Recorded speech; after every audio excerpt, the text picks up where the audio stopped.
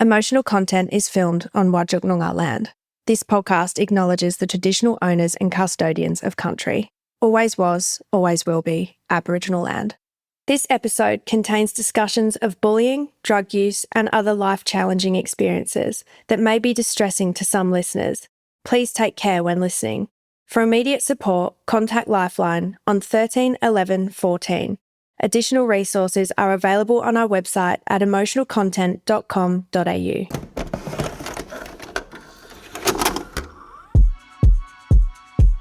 Come for the stories, stay for the connection.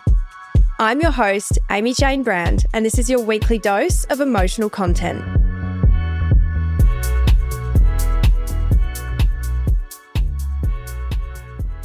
Hey guys, I am so excited for you to hear this episode.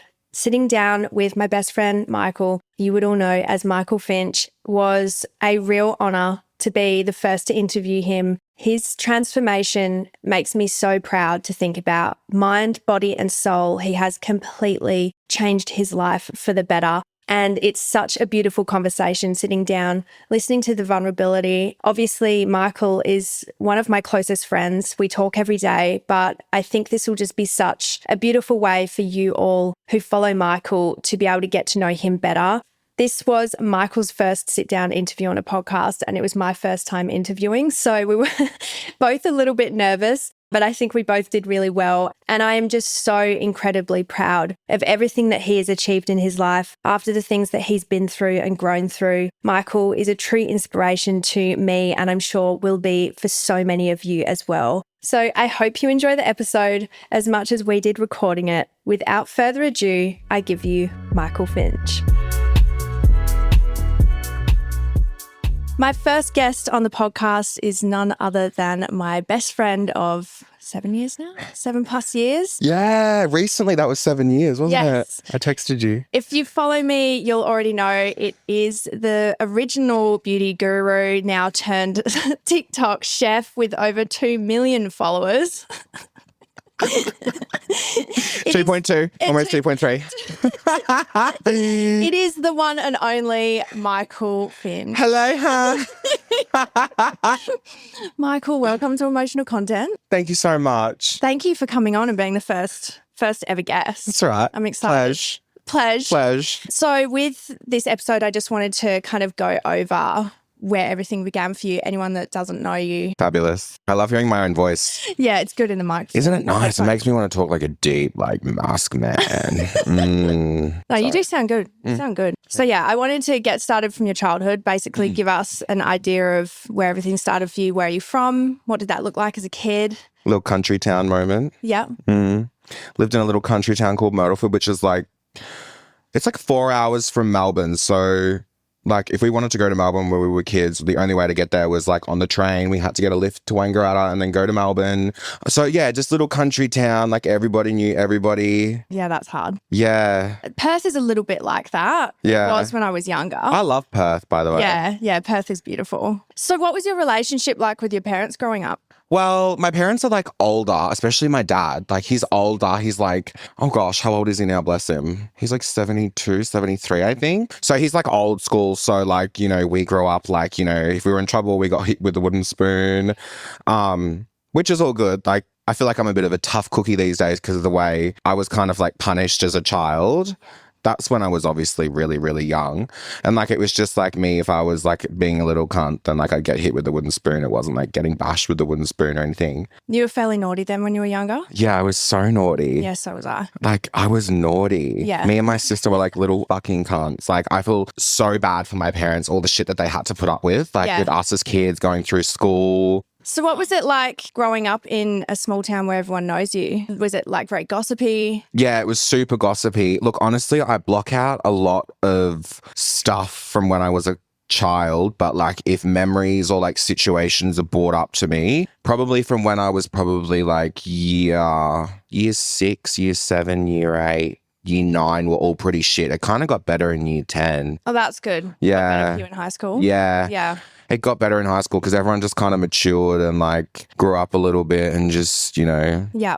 Can't say the same for myself. Yeah. What was it like going to school for you when you said it was harder when you were in primary school? What was it like back then? I don't really remember primary school, but like I remember high school. Like I remember year 7, like orientation day. Is year 7 high school for you guys? Yeah, year 7's Really? high school. Yeah. So year 6 is the last grade of primary school. Oh, And then wow. you go into year 7, which is high school. Why? What is it over there in Perth? The fuck is it different? It's year 7 still primary school. Oh, that's wild. Yeah. Yeah, it was. We started year 8 to 12. Oh my God. No, year 7 to 12 was, I didn't even finish school. I dropped out fucking the second it was legally allowed to drop out. Same. Like I End of year 10? literally turned, no, 11, year 11, it was in Victoria. Right. And I literally turned, had to be 17 to drop out of school. So I turned 17 on the Sunday, on the 8th of September, baby. I handed in my papers on Monday. I was out of there. And it was the best day. My mum was so happy because she had to deal with so much shit with us. Like going to school was so hard to even get me to go to school. Like I used to have this thing called Monday-itis,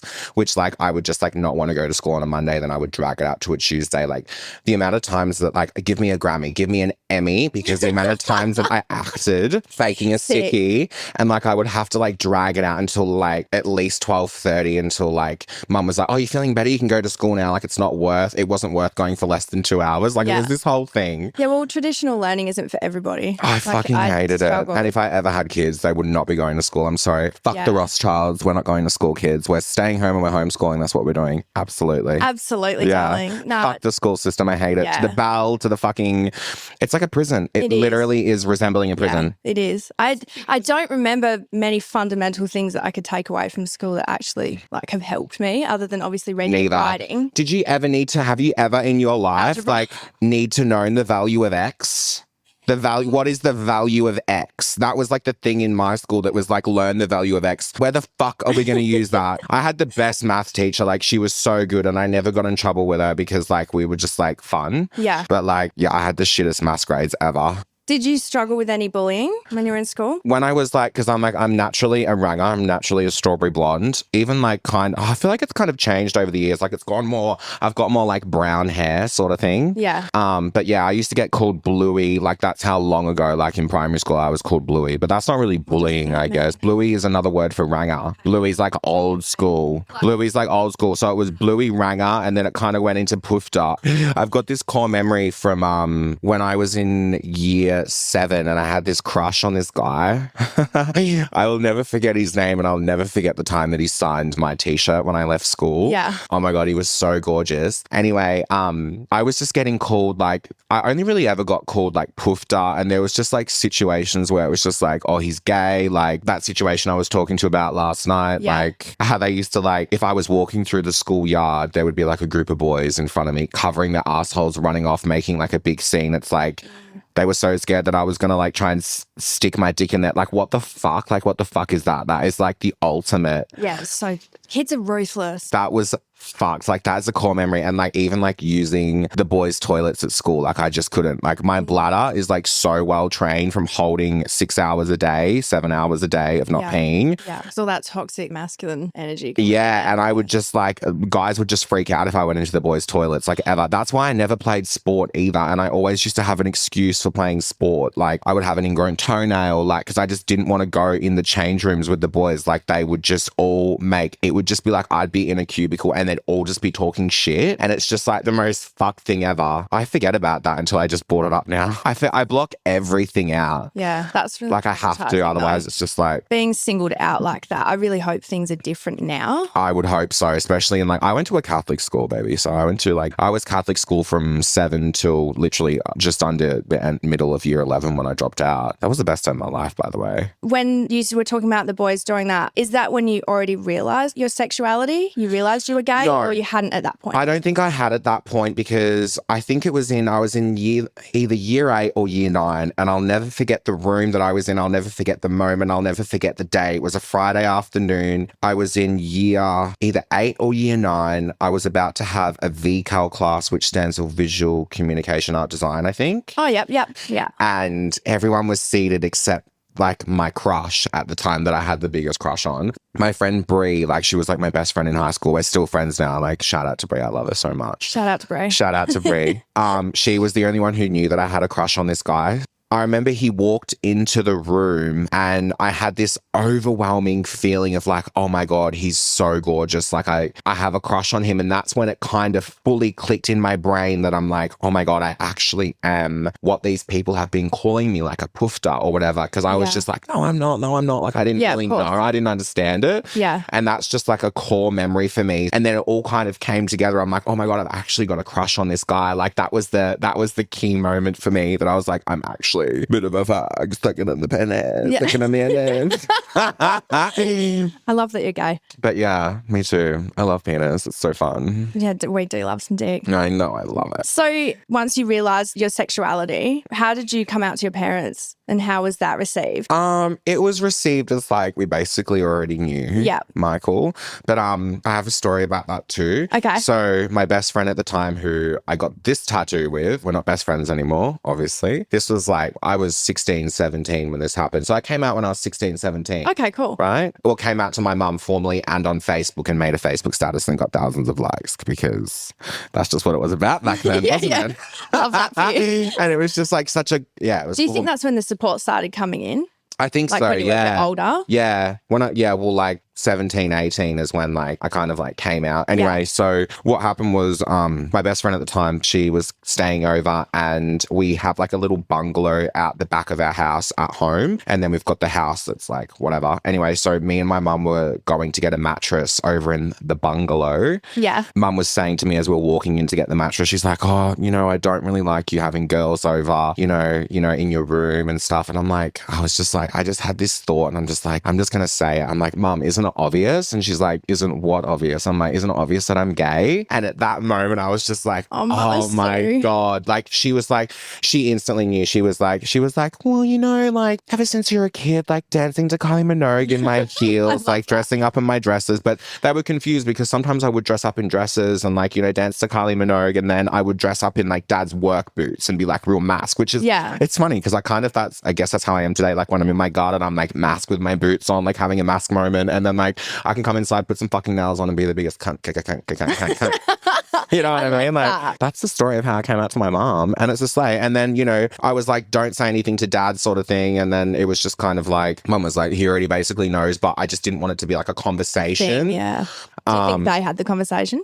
Oh, totally. I reckon they totally did, yeah. But like dad's just like, he's so old school. Same with my And like, dad. I never want to make him feel uncomfortable or disrespected. So I'm like. It's a different age group. Back when I was younger, I was like, a little bit more, I would put some makeup on and shit. And then like, he'd say like little remarks or like, look at me weird. But now I wouldn't even really want to like, I just don't want to disrespect him and upset him because he's like fucking so old. So it's just like, I just don't want to upset him, eh? Would you say that your relationship is better with him now that you're older? Yeah, totally. I mean, he filmed a YouTube video with me and we did like a full Q&A, like talking about your parents like, are amazing. Yeah, so he's like, I'm really, really lucky, like really lucky. So Yeah, you've got beautiful parents. yeah, it's way better now than when I was younger. Yeah. I think it always is like that, especially moving out. Yeah, moving out Once is you move like, out, it's once you move out and you're making your own money, it's like your parents are like, okay, I don't give a fuck what you're doing. Like you're making your own money, you've moved out, you've got bills to pay, like you're being an adult. And so the they don't really relationship just changes. Yeah, it just changes. And like, me and my dad, when we have conversations now, we talk about like money and like income and like just, I don't know, fun things. If I get like new kitchen tools and shit, I like send him a photo and tell him to look it up and he will like tell me things of what it can do. Like and movies and stuff. Movies, of course. Yeah, we both love the same sort of action thriller movies. So where did your passion for makeup begin? Because I feel like that was quite early. Oh, that was early as. It kind of started how a lot of gay boys started out with the makeup, I guess. Fucking, it was just in my mum's makeup bag. She had like a Essence makeup and a Maybelline makeup. And I remember I stole her Essence eyeliner one time and did like purple eyeshadow with like a wing. And like, that's when I had my full blonde hair and like, yeah, then I just started. Emo face? No, that's right. Oh my God. The reason I fully started the makeup was foundation because I had really bad acne. Oh, I had severe. Such clear skin. I didn't. Oh, picture thanks. I was on Roaccutane for 3 years. Wow. 3 years of the highest dose because I insisted. I did doxycycline for almost 12 months, which is what you have to do before you go on Roaccutane. And then I was like, obviously, just had no idea about the damages of what that can do to you later on in life and just your whole gut microbiome, blah, blah, blah, blah, blah, blah, blah, blah. Yeah, like liver, like you get all of it. Photosensitive from the sun and all stuff. of it, yeah. And I used to get mum's Maybelline foundation and it was like the most oxidizing, fucked foundation. It was a Maybelline one in like a square bottle. It was like not a square, it was like a triangle bottle. It was glass. And I remember it just used to oxidize to the absolute shit. Like the second it hit air, it would just oxidize. Just orange. Yeah, so I'd try and cover my skin with that. And then that's just kind of how I got into it. And then I just got into like the full beat glam, like as kind of like the years went on. And then, yeah, it just kind of evolved. And then next minute was like my job. And what age do you think you were when you started the makeup? oh, shit. I don't know numbers. Do you reckon it would be primary school or high school? High school, after coming out. Cool. Yeah, because I remember the first photos I have with the makeup on was my high school uniform on. Okay, cool. Yeah. So you started the makeup, you started getting into it personally after you came out. So you're kind of finding yourself, figuring yourself out, and then you started getting into YouTube. Was that during school or after? It was during school. How did people take that? Oh, I remember there was like this thing because when I'd quit, no one actually believed me that I was going to leave school on that day that I was going to legally be allowed to leave. Like all the teachers were like, because I wasn't doing my tests leading up to or anything. And all the teachers were like just thinking I was bullshitting, but I was actually going to leave. Like that's why I wasn't doing any of my work. So you started YouTube during school?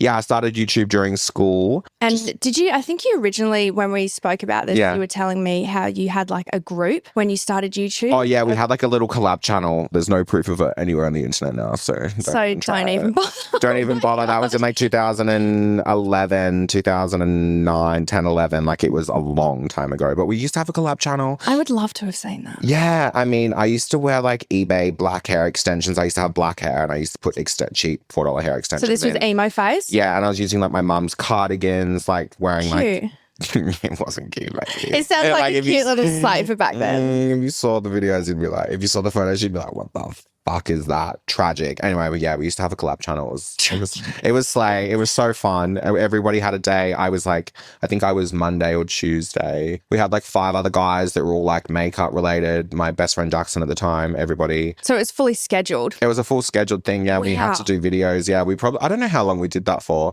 I think we ended up getting like 40, 50, 60,000 subscribers before we ended up like that's quite a lot even for back then though. Yeah, it was for back then. It was a lot. Yeah. Like since we started, it's like 1 million followers to someone now is like basically nothing. Like the amount that the internet has evolved since literally starting YouTube. I mean, 1 million's still pretty impressive to me. But yeah, it is still impressive, but it's fucking easy to get these days. You know what I mean? Like it's easy to, especially with TikTok. Anyway, that's a whole new subject. We're going on. So when did you decide to go full time with YouTube? Was that when you went off by yourself? Yeah, so I'd pretty much quit school and then I was like, all right. Like, I'm going full time. Yeah, were you still working any kind of jobs? I know you had a cafe job.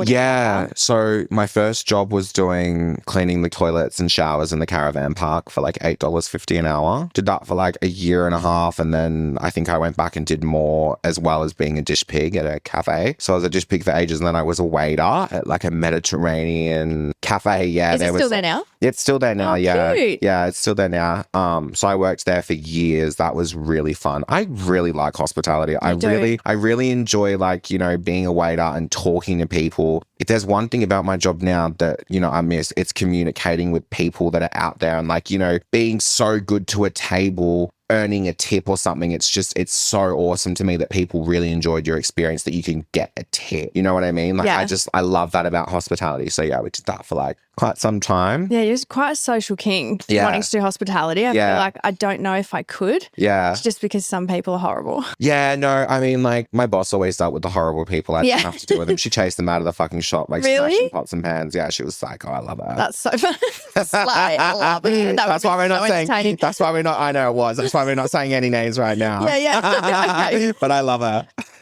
So what was your decision? You were making money on YouTube. Was there a point where you were like, I want to get out of Myrtleford? Yeah. So I said that I would move to Brisbane because Shani was like I became friends with Shani, and I don't know what year it was, but I wouldn't move until I had $20,000 in my bank. So the second I had $20,000 in my bank, which is like not much these days, but back then it was like a lot.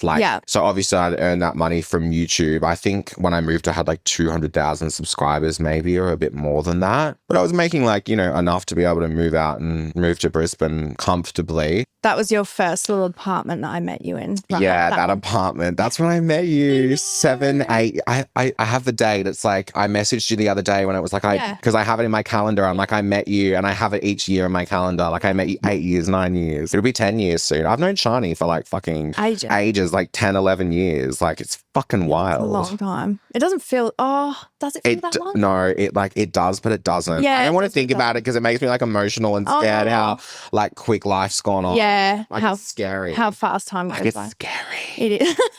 It's so scary. Yeah, it feels like yesterday I just moved to fucking Brisbane and I was like, living in that little apartment. It's been like 8 years since that day. How did you meet Shani then? Was it an online thing? On the internet, yeah. Yeah. And then we kind of met the same. Yeah, pretty much. Yeah. Yeah. Yeah. Yeah. Oh, yeah, cool. I remember when you hit me I up. actually sent you an email. Yeah. I sent him an email. Yeah, she did. She did. Yeah. You just popped up online and I was like, oh, he's hilarious. We would get along. Yeah.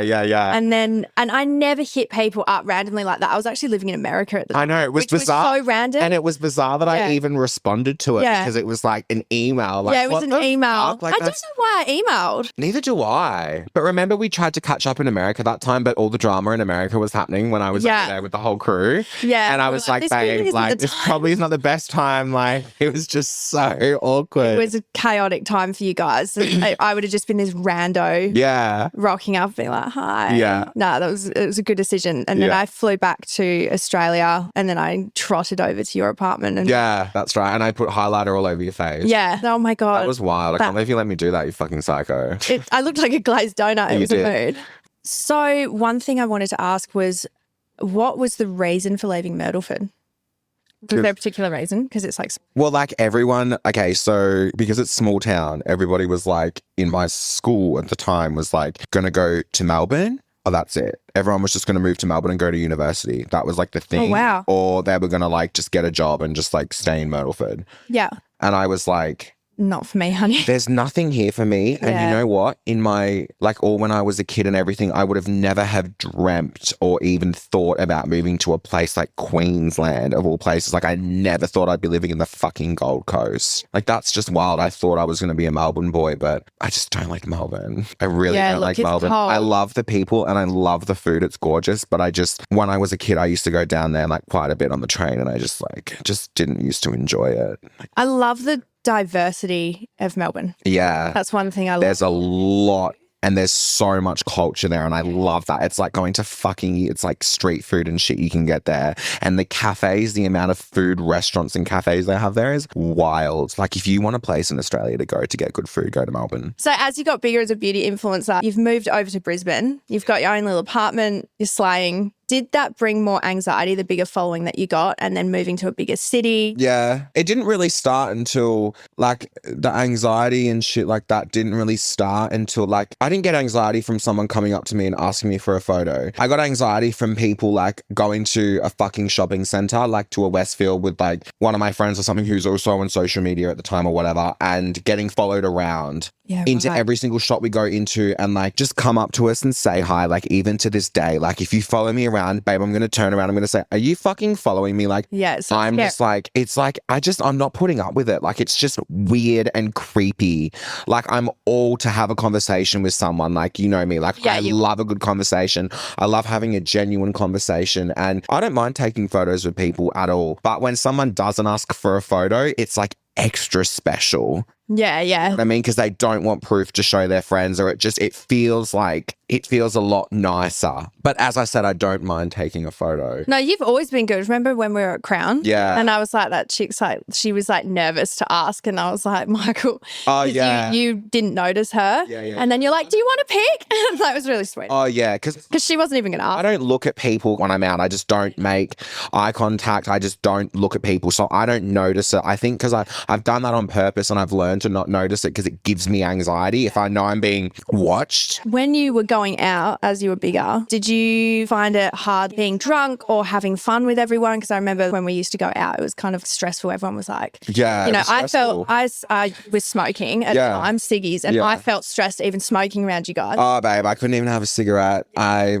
Drugs wasn't even like an option because like, you know, it was just so obvious if someone was on drugs and just like that wasn't even an option. And it was just a matter of me just getting so drunk and then trying to have a cigarette and enjoy myself. And just, there was that one time with my old manager, we're at fucking in a club in Brisbane, and I was crouched down behind a door trying to have a cigarette. Because like these days, I wouldn't give a shit if someone took a photo of me having a cigarette at a festival. Like if you see me having a cigarette at a bar or out the front somewhere, just fucking let me enjoy it, brother. I love a good cigarette.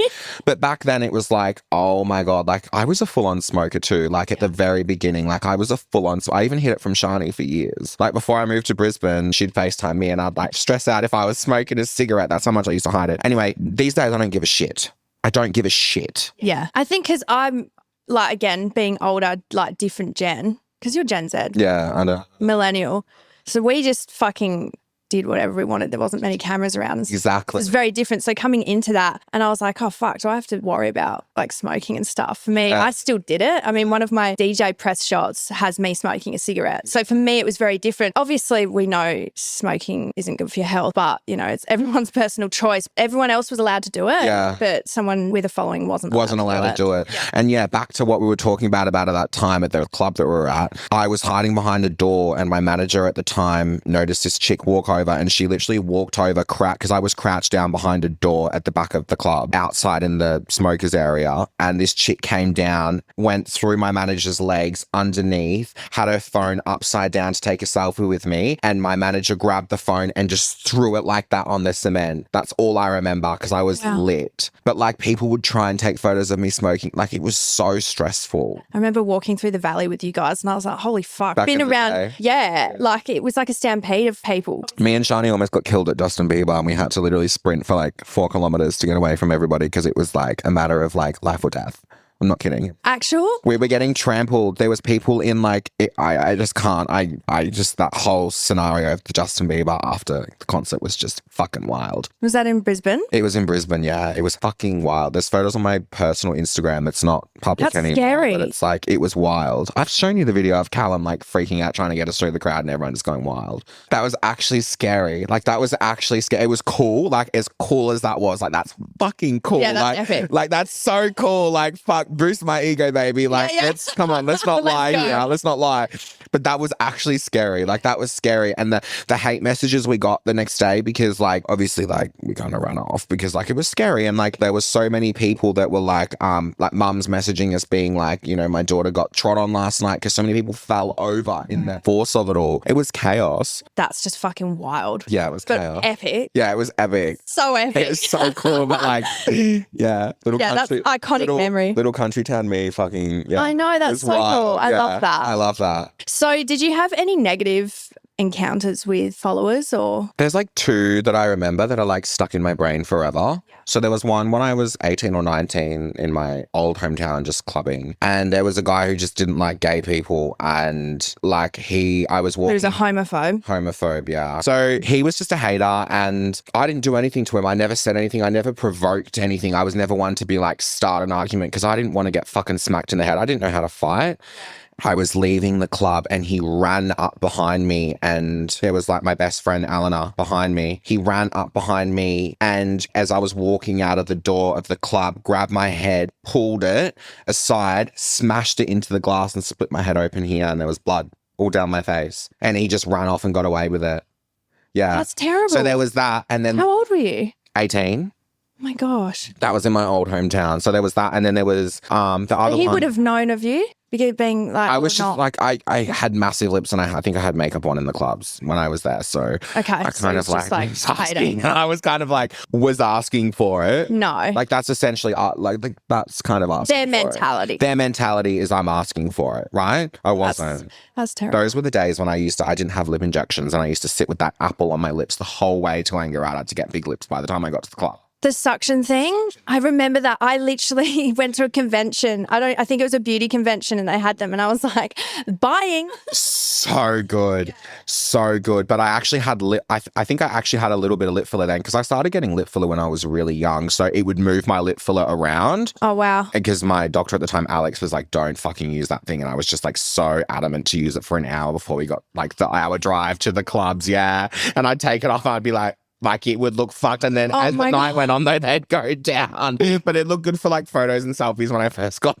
Oh my God. It was tragic. It's so funny. It was Oh crazy. my gosh. I loved having big lips Full because baboon's asshole. baboon's asshole, but it made my nose look smaller because I was really insecure about my nose like being massive. But now I'm just like, I don't give a shit about my nose. I love it because it's like my dad's nose. It's cute. That's so sweet. Yeah, you're totally off the injections now. You look better for it. For now, yeah. I mean, I don't know if I'll ever get like my masseters done or like my jaw, but I just don't really want the cyanide toxicity flowing through my body. I'm still taking the cyanide That's fine. toxicity. You can do what you want. Pick your poison. Pick your poison. That's what I was going to say. Pick your fucking poison. I'm drinking alcohol and smoking cigarettes sometimes. Like, when you look at your old YouTube videos, how do they make you feel? oh, so many different ways. Because I was so different back then. I was so like young and innocent. I don't know, heaps of different feelings. Like happy, like, oh, he's so cute and young and sweet. What about the iconic days of you and Shani and the crew? They're always good to look back on. Yeah, but it's just, I don't know, it's kind of scary how quick time has gone and how much has changed since those days. It's always like a little bit like, I don't know, it's cool to look back on, but it makes you feel like so much has changed. That was so long ago. Like, yeah, times have changed so much. I think you definitely talk about yourself better now. Yeah. Back then, if you could change anything, would that be something that you would have changed? Yeah, probably. How negative, the negative self-talk. Probably, yeah, because I think it just made me worse anyway. Like it was just manifesting this negative self-talk that I was just like a fat piece of lard. I'm very happy that you don't do that. Useless 100 kilos of fat walking around, just lard walking around, just being useless. Stop. That's the exact opposite of what you were being. Stop. Stop that right now. Right now. Would you say that being an influencer, whether it's beauty or cooking, would you say that it's made you more critical of yourself or more confident? Critical. Oh, it honestly comes down to you because like you can either listen to trolls and you can listen to what people say. Like when I was tying my hair back and I had my hairline out, and I went live on TikTok and I had like almost 1 million followers and there was like trolls coming in after 10 minutes being like, oh my God, your forehead, ha ha ha ha ha. It's like, that would have probably affected anyone. I don't give a fuck what age you are, how strong you are. For sure. Like, we're only human. Getting judged hurts. Yeah. So, like, yeah, it definitely does. But I've just kind of learned to, like, not change myself for anyone. Yeah. At all. Your approval doesn't rely. It doesn't rely. Yeah, it doesn't rely because I know that I'm like a good person. I know that I can love. I know that I can give someone my all and all that type of shit. So like, I know I'm a good person. So I don't really give a shit about like comments and stuff when it comes to like physical appearance. Yeah. Like at the end of the day, you go to bed at night and you will think about those comments in the slightest form, but it's kind of up to you how much you want it. Because it's like, there's people who are saying that shit to you. It's like, what are they doing? Yeah. Are they putting themselves out there? Are they putting themselves out there? Are they talking from a faceless profile? Are they user 1, 2, 3, 4, 5, 6, 10, 69? Exactly. Are they chasing their dreams? I've never had someone like have a go at me who's doing better than me. Yeah. Having an ugly personality makes you fucking ugly anyway, so I don't give a shit. Yeah, I mean, you could be physically a 10 and have the personality of a 1 and look like a foot. Yeah, exactly. It makes you ugly. That's what I'm saying.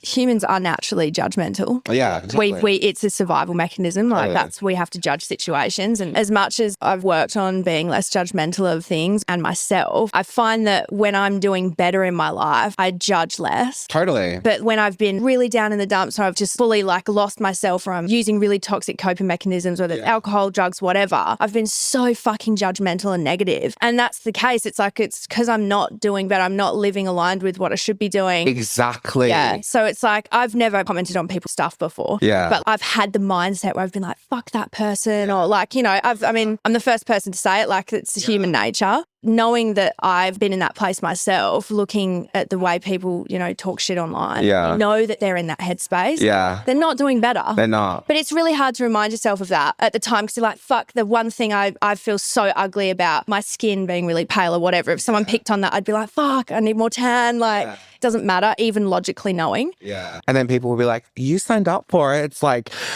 I'm a normal person. I did not sign up to get all this shit online. It doesn't fucking come with it and it shouldn't come with it. But it does, because you put yourself out there, you have to expect the repercussions. Shut the fuck up. Seriously. The big question, at what point did you realise that makeup was no longer your passion? Right. So there's a few things that kind of contributed to makeup not being the passion anymore. One, I went off the rails and basically I ran out of money and I had no money, was in debt of like rent and things and this and that. And then I just basically stopped working altogether because I was just like so down in the dumps. Was this during COVID? No, this was before that. I started helping my friend in her shop and just completely disregarded any of my shit. Didn't post makeup, didn't post anything. And then it's funny that you asked that because I've just remembered. So I was actually working, you know, with her and whatever for maybe 6 months, almost a year. And then COVID did happen. COVID happened after that. And then I didn't want to put that shit on my skin anymore. Like, you know, a lot of people had like, where they call it like an awakening before like COVID happened or whatever. And I guess I kind of had that and just like looked into a lot of the shit that was in makeup and just was just like, I don't want to put this shit on my skin anymore. I learned a lot. I was down rabbit holes for months and months and months learning heaps. And I'm just like, I don't want to put this fucking titanium dioxide, ethyl fucking dichotomane, fucking whatever the fucking name is, like the fucking words have like 30 characters in them, some of the ingredients. And putting that on your skin all the time. And just near your eyes and stuff. And like, was there something in particular that got you to looking at your health though? So you fell out of passion with makeup. Were you just kind of over the industry itself, or I was kind of over the industry. It was okay. I was over the industry. I was over putting the shit on my skin. I just wanted something new. And like, you know, all the stuff at the time before COVID happened and everything going on, the only way to get attention online was having drama or inserting yourself into drama. There was like the whole Armageddon with like Laura Lee, Manny, Jeffrey, James. Like that was the only thing that was getting attention. All the other makeup shit wasn't getting attention. It just turned real gross. I remember that because like there was like the tea channels and stuff, and it was just that had a lot to do with it, and just like, you know, all the stuff with all that stuff with him, and just like it was just gross, and yeah, I just wanted nothing to do with it. He who will not be named. We've already pre-discussed that. There was a lot of drama going on, and I guess it just didn't align with you anymore. It didn't align with me anymore, and I just wanted to I just wanted to enjoy it.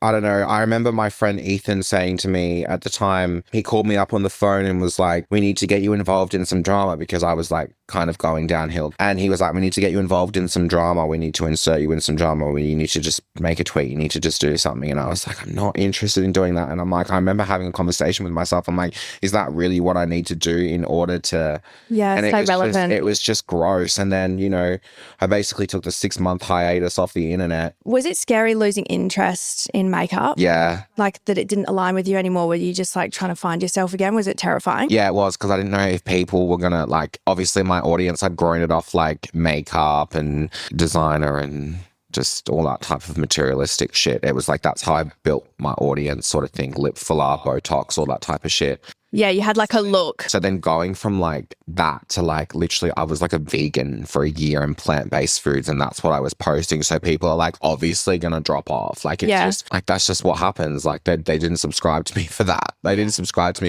Yeah, which would have been terrifying. It was, yeah. But I knew that it would just take a while to like get new people, and obviously like it did take a while, but obviously it worked. Yeah, it's good that you pushed through that though, because that's like the hardest part. Posting for I don't know how long, helping at the shop and whatever. It was so hard to get views that I'd originally had before disappearing. Like people just lose interest. You need to keep going. You need to be consistent, otherwise people are just going to lose interest. It's scary. Which is terrifying. It's scary. It's so like it's like if I don't upload for a week or something, I get so much like, and I'm sure that's with a lot of other people who upload online and shit. It's like, if you're not, you just feel so much better mentally that you're putting out content to the audience. It's, I don't know, it's like this weird fucked up thing. Yeah, well, you're on that content wheel, so you get like anxiety not doing it. Yeah.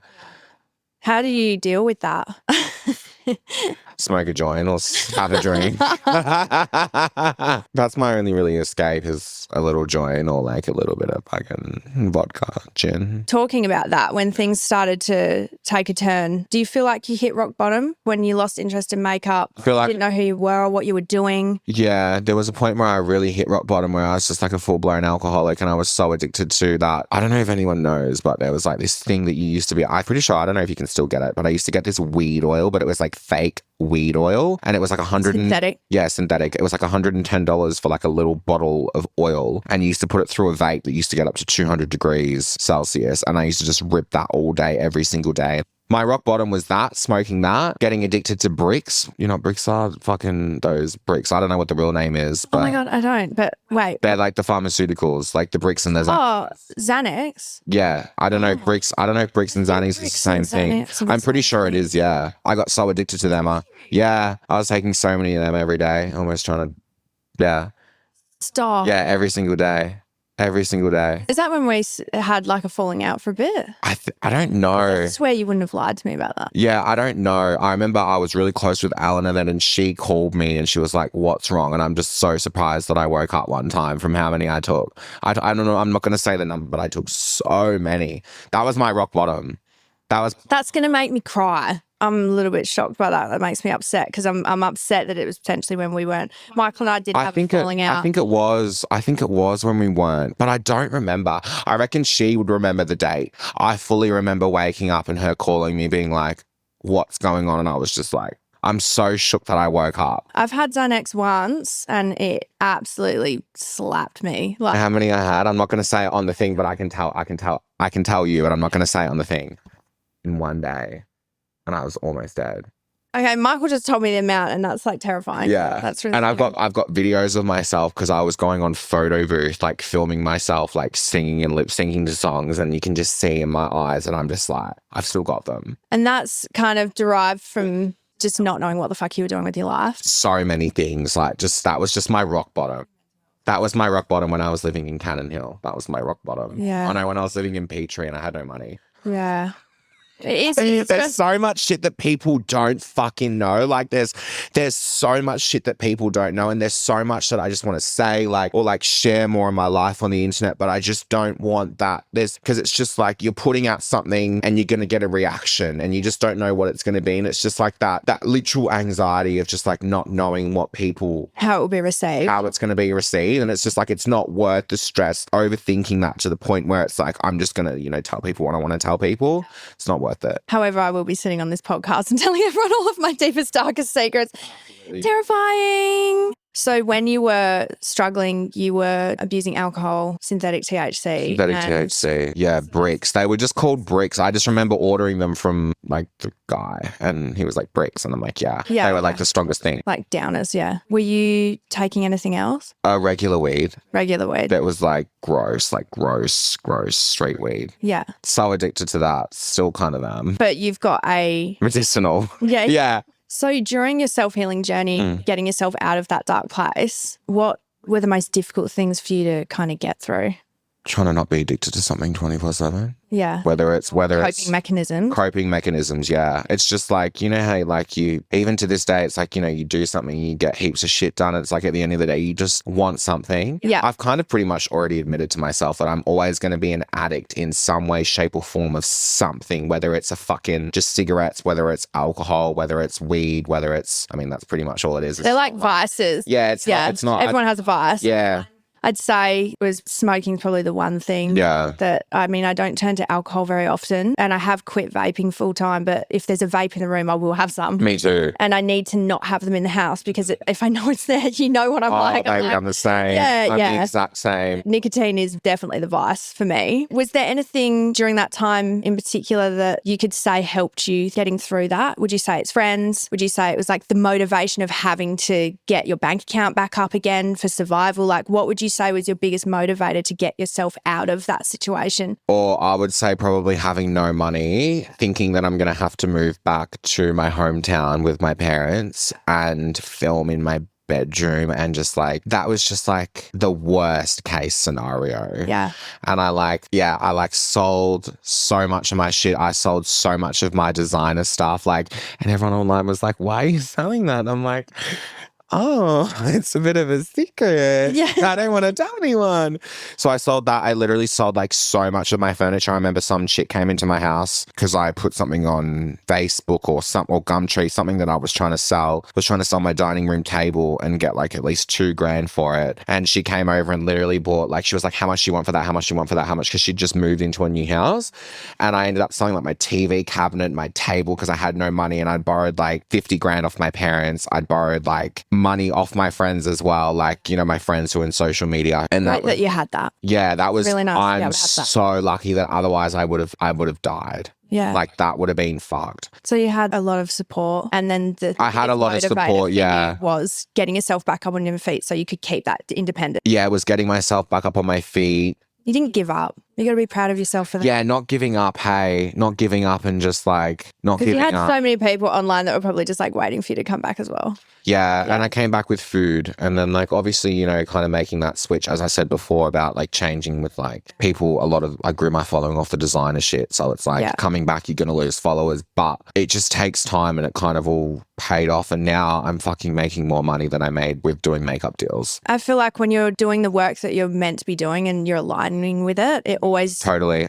And I've always loved like cooking with food since I was younger, so... I was just about to say, where did your passion for food come from? Yeah, I loved cooking dinner for everyone. I love making spaghetti bolognese. Like I still make a killer spag bowl. I used to do like little cooking shows in my backyard with like the gas bottle and the wok, and like learning about all the spices because my stepbrother, his wife at the time was Chinese, and she'd teach me a lot of Chinese cooking in the wok and shit. Yeah, wow. It's really cool. That's really cool. And I got to try, I remember I tried octopus, like the octopus we were eating yesterday. I tried octopus when I was like really young, and I tried like 1,000-year-old duck egg, the salted duck egg. Wow. I got to try heaps of ethnic dishes and stuff like that. And it was just so cool. And I think, and I've even said to you, like, you know, what I really want to do is like go around all the places in the world and go and try all the street food on the fucking street. Like I just think that's so cool. I got a little taste of that in Bali, what I could do, and that was so fun. That would be so fun watching you go around and do that. Like that would genuinely be... I love the culture. I think it's so sick. I just think it's so sick. Yeah, you'd be in your element like India and stuff. Oh my God. Indian street food, like I don't give a fuck how they're making it. I don't give a shit. I don't give a shit about all the videos on TikTok. I'm eating it. That is the shit that I want. Yeah. That's like my ultimate, You might have to just go and do it. Yeah, I know. No, I will. I'd love to watch you do that. I will one day. That would be so fun. It's clear that you've had, in my opinion, one of the most profound transformations in the Australian influencer industry. I have. I'll take that. You really have, physically and mentally. It's been a pleasure to watch, and I think everyone else feels the same. And now you've got 2.2 million followers on TikTok. Yeah, which is awesome. What you're supposed to be doing, I feel. Living my best life. And that was the first platform I ever hit 1 million followers on. I was almost at 1 million on YouTube, and then I went fucking doobie-whacker and fucking lost all those followers because I went from the makeup to the food, which is understandable. They didn't subscribe for that. I get that. You've still got quite a lot on there though. Yeah. Yeah. Yeah. Like I think people don't just love you for what you're doing. I think what you've got is people loving you for your personality. Yeah. You've always brought personality, which is not something that everybody does. Yeah. I think that's what's different about me personally is like, you know, with just a cooking video, like it could just be a cooking video where you're just explaining the steps, or you can just insert a bit of your personality, whether it's fucking yelling at that fly, making up some shit about the fucking mosquito, yelling at the plane, just inserting that little bit of your personality. Because I know when I watch videos and I watch a video like that, and if they just do like something stupid or just make a fucking weird noise or just swear, I'm like, subscribe. Compared to a lot of people that I've watched just over the years, you translate exactly who you are. Yeah. Like, it's to a T. Yeah. You are that ridiculous. Yeah, I am. At all times, which is just so funny. Yeah. That's not put on for you. That's not actually acting. You actually do that shit. I know. The random shit he does all the time. And I'm so much worse in person. Like I'm I'm worse. I'm more tame online because you're I'm more just, like, tame, but you still put it in. Yeah. Like it's good. Yeah. When it comes to going from makeup to cooking, did you ever kind of, because I know I've struggled with this before, I actually feel like I'm struggling with it at the moment with the podcasting. Do you feel like you struggle with any imposter syndrome doing cooking on TikTok? In the beginning I did, yeah. But now I know. Like, because you slay in the kitchen. Yeah. I love it. Like I love it. Like I just love it. Yeah. Like I love being in the kitchen. I've got this thing where like, you know, I won't make a meal unless I've got every ingredient down to the garnish to make it. Like I just will refuse to make it. Like I just love things being complete in the kitchen. I love making a meal look like, I believe you eat with your eyes. And I just think like making a meal looks so great. You can see how much you love it when you talk about it. Yeah, I just love it. So much more than makeup. Yeah, I love it. I love it. You know, like makeup's awesome and shit, but like I've obviously moved on in life and I fucking love food. My cooking is my love language. Like if someone's upset, I'll be like, what do you want me to cook you? Like, yeah, they could be going through the worst thing in life and I'm like, what do you want me to cook you? Anything you want, like I'll make it for you. You know what I mean? And like, can. And I can. He actually can do it. I can replicate a recipe so well. Like I can replicate a recipe and make it 10 times better. And cocktails, you can replicate cocktails to a T. Yeah. Like, it's very impressive. Yeah, I love it. I do love it. I love it. I love food. Oh, it makes me happy that you're doing something that you just love and enjoy so much. Yeah, I love it. It was so worth the risk and reward. It was, yeah. It was like a big change. It probably took like 6 to 12 months to actually like change it over and stop losing and like start gaining new people and shit. But especially it was so worth Instagram and stuff as well, because it's so hard to grow on there. Yeah, in particular. yeah. Thank God for TikTok. Seriously, I knew it was going to be the fucking thing, and it was. I know. I kicked myself a little bit because he was telling all of us like TikTok's going to be the next thing. Like it was a case of having to dance, and unless I'm Maggie, and I tried that. I tried that, and I did try. You did good at dancing. You've always liked it. Babe, it was a mess. If I look back at those videos, I can't. It's cringe. Have you deleted them? Disgusting. Yeah. Well, they're all in my drafts and shit, but like they're all still in my old camera roll. Like they're bad. That's so funny. Because it was just a matter of dancing, and then people started doing the vlogs. I started doing the vlogs. Yeah. And then it was like, you were right. I just remember everyone kind of back to our old management was like, get onto TikTok, blah blah blah. Yeah. Like, post a few videos, like start getting onto it. I was like, I'm not fucking dancing on camera. Bro. Yeah. Like, that's not me. Because that's all it was. Until you knew that you could find a niche. Like I didn't know that I could. The way that I found the cooking niche on TikTok was from just doing a daily vlog and including like a fucking taco bowl I made, and then people being like, oh, what's the recipe for that? And then like doing that, and then that's kind of how it just kind of happened. And then I was like, yeah, wow. Yeah. You were always great at vlogs. I feel like we're both like pretty good when it comes to vlogging. Yeah. Like always quite entertaining in that totally. respect. Yeah, so very funny. It's interesting. It's interesting that it came like naturally from that. Yeah. I feel like that again is like just proves that it was something that you're supposed to be doing. Totally. Yeah. I love food. That. I feel like there's not going to be another career. People ask me all the time if there's going to be another career change. There's not. I feel like food is like my ultimate. This is me. This is what I want to do. You know, food, decor, like that sort of stuff. Just like the lifestyle of home and food and personality and fun and cookbook and all that type of shit. Yeah. And it creates like a different community too. Yeah. I think your demographic is like widespread over so many different age groups. So widespread. I have a lot. Even since I was doing the makeup, I had like, you know, women with fucking hip replacements writing handwritten letters to me. How like I was basically their grandson and they love my videos. Like that's so sweet. I know my age range goes from like, it's really cool. And like even that woman I met in the supermarket a couple of weeks ago, her name was Nancy and she was probably like 60 something. And she was the sweetest woman. She was like, I just love the way that you explain things. It's to the point, but it's funny. You're engaging. That's so sweet. It was so sweet. I spoke to her for like 15, 20 minutes. Bless her. Yeah, Nancy, her name was. So sweet. Do you feel like you're creating a community that you're much happier with now? Like totally. When it comes to cooking, yeah, what it represents? Totally, yeah. It's way better than makeup. Everybody eats. Not everybody does makeup. And like, you know, beauty fades. Food lasts forever. Yeah, and like, I love that. Yeah, I love it. I love food. Yeah. I love cooking food. I love watching you talk about how much you love food. Yeah. That's so sweet. Honestly, that's so sweet. So what would you say is the most common misconception about you?